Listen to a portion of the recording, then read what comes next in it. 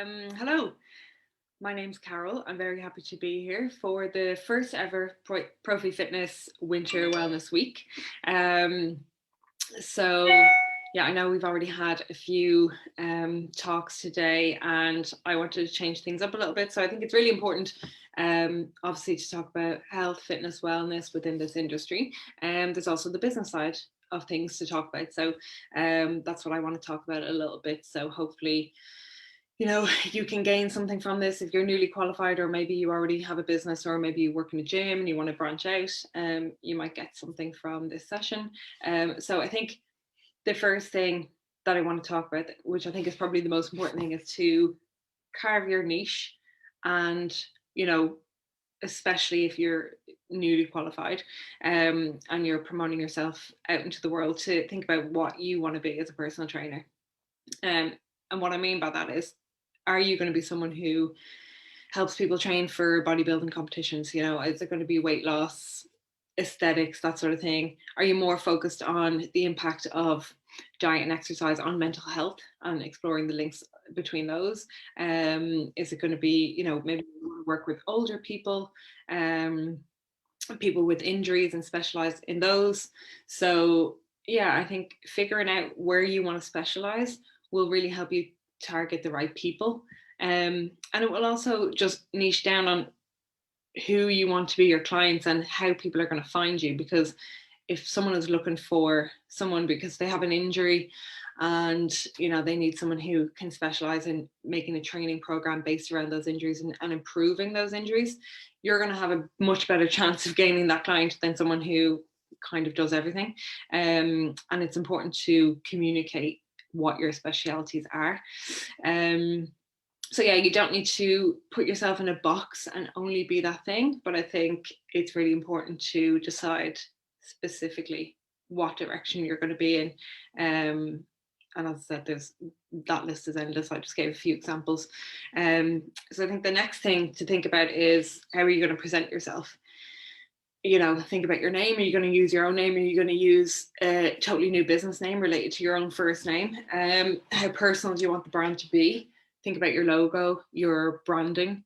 And I think carving your niche is going to come before this. And the reason I say this is, when you're thinking about your branding, it's all about brand colors, your brand marks, what your Facebook page, your website, your marketing is all going to look like.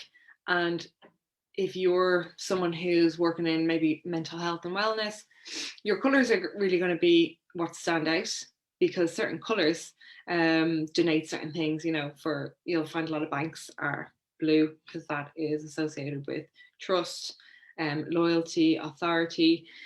Wellness, balance and harmony is green. So if you're doing, more of a corporate wellness program, or mental health and wellness, that sort of thing, a green might be a nice color. Now, that's not to say you can't do red or yellow or whatever, but it's good. It's a good thing to think about before you actually go down the road of your branding.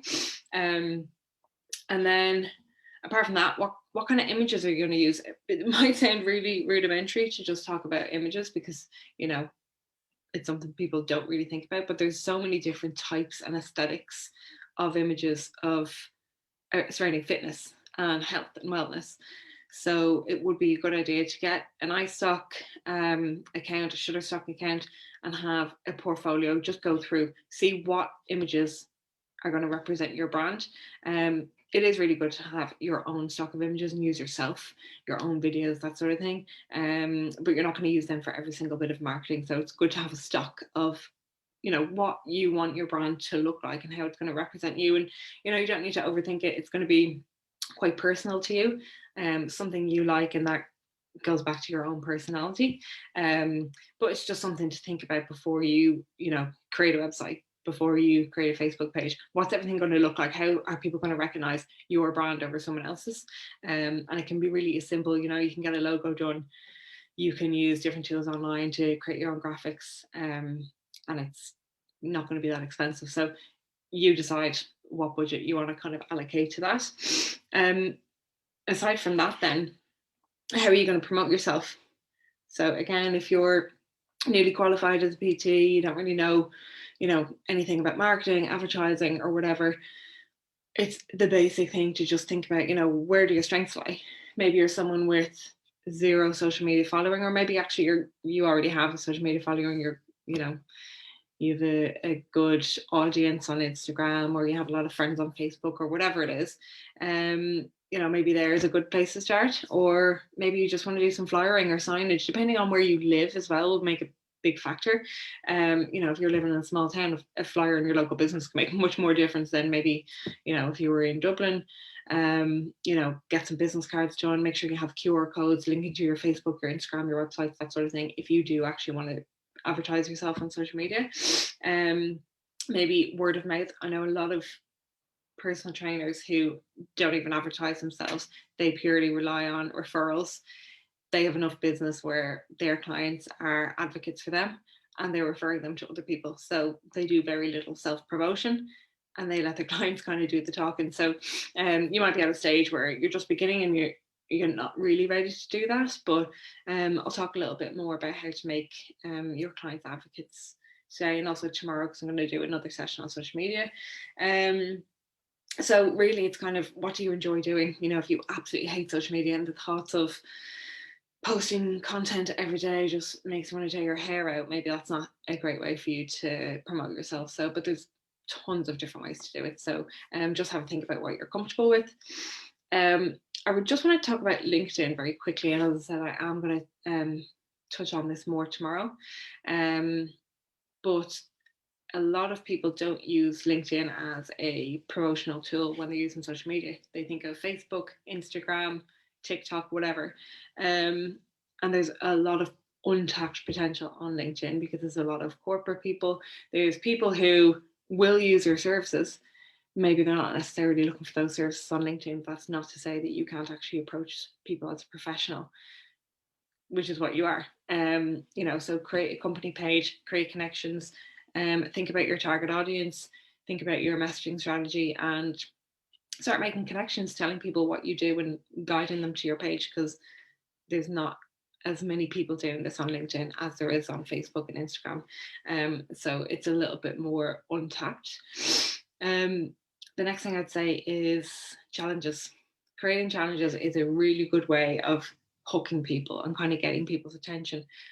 Psychologically, people thinking about fitness, wellness, if they haven't really done it before, or they're out of practice, or they haven't been into the gym for 6 months, psychologically looking at something for, okay, this is going to be a 4-week challenge or a 6-week challenge, a lot of people think, okay, 4 weeks, 6 weeks, I can do that. And it just gets them hooked in for the first, a couple of weeks. And then that really lets you show them what you can do. So whether, as I said, if that's nutrition, you can do nutritional plans, or, you're really a specialist with injuries or whatever it is. That just gives you a really good hook to begin with. And then show people results, because, not everyone's going to get results in 8 to 6 weeks or 6 to 8 weeks or whatever it is. But it's just a really good way of getting a small group together, or a large group, doing group trainings, and just showcasing whatever you want to do. And even if you're struggling to get people to sign up, ask your friends and family, ask your work colleagues, say, put together an email template, say, look, I'd really appreciate if you sent this out to people. You'd be very surprised at the amount of traction that can get. Write up a list of 10 to 15 people that you're going to email this to, ask them to email it to anyone who might be interested. And as I said, because of that, hook of, oh, it's only 6 weeks, it's only 8 weeks, it's a much easier way to get people signed up. And look, if it's your first one and you're not finding people signing up, give a discounted rate, do a trial run, do something that's going to just get your name out there. And I think the main thing is you're selling the results, not the program. And that's always the best thing to think about, because realistically, people are not going to pay too much attention as to what they're going to be eating for 6 weeks, or what kind of exercises they're going to be doing. They're thinking about what are they going to gain at the end. So whether it's a boost in their mood, better mental health, weight loss, whatever they're looking for. And again, this is where your specialty lies. What are you trying to gain from them? And they're the kind of people who you should be targeting, people who want to gain those things. So yeah, as I said, don't be afraid to ask questions, ask friends for help. listen, who do you know? Maybe you know one or two people that might want to try this. Get them to send it out, send it to people. They don't have to respond if they don't want to, but as I said, you'd be quite surprised. I find this is a really effective way of getting people signed up and just getting to know you at first. So the other thing I would say is, if you are planning to use social media as your main promotional tool, get comfortable with video. People want to see you, they want to know who you are. If you think about some of the biggest names in fitness and the biggest brands, you know their faces. You know exactly what their personality is like. You see them all the time, and you're not necessarily thinking about their branding or their logo, but you know what they look like. And when it comes to algorithms on social media, video is going to get you much further. The lifespan of a highlight reel on Instagram is much longer than a picture. It just comes up on people's news feeds. You have much more chance of getting eyeballs on that video than you do of just an image which has a shorter lifespan, really. And it's just a way of getting people to know who you are. There's only so much that you can say from a picture, but if you are uncomfortable with video, my suggestion would be to film yourself a lot at first, doing exercises, doing some talks, talking about your speciality. Don't post it anywhere. Just get comfortable with doing them. And as soon as you do, it'll just become second nature. Once you're comfortable with that, you'll probably won't even think twice about doing it. It might be a bit nerve-wracking at first to post a video, but hey, look, that's the way to get seen. And once you get used to it, I promise it will be much easier.